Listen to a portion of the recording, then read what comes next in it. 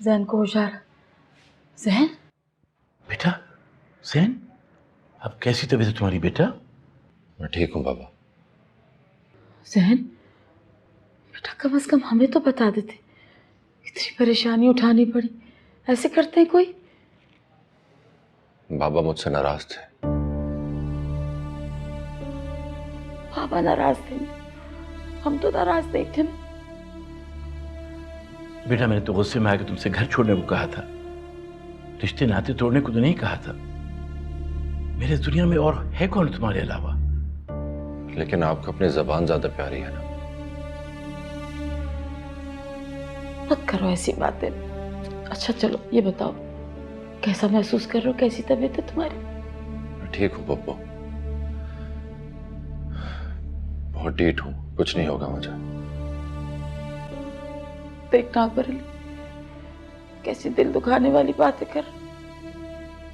तुम तो बहुत अच्छे, बहुत प्यारे बच्चे हो हमारे। या अल्लाह खैर, क्या हो गया मेरे बच्चे को? मेरी जान, अल्लाह ताला ने कैसा दिन दिखाया मुझे?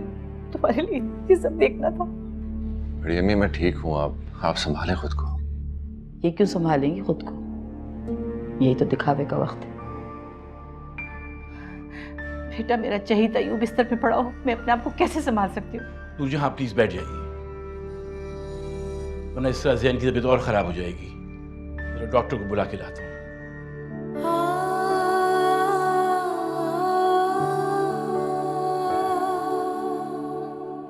बेटा तुमने ये क्यों किया? क्यों किया तुमने ऐसा? आपकी बद्दुआ लग गई मुझे।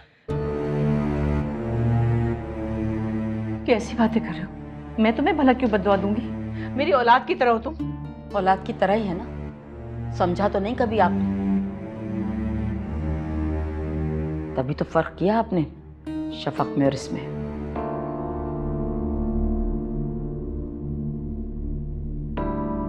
आपने ही साबित कर दिया कि अपनी औलाद ही औलाद होती है। जब मैं इसे पाल पोस के बड़ा कर रही थी, अपने रात दिन गवा दिए थे मैंने, तब तो तुमने नहीं कहा ये मेरी औलाद नहीं है। अब ये सब तुम क्यों कह रही हो मैं अच्छी तरह समझती हूँ।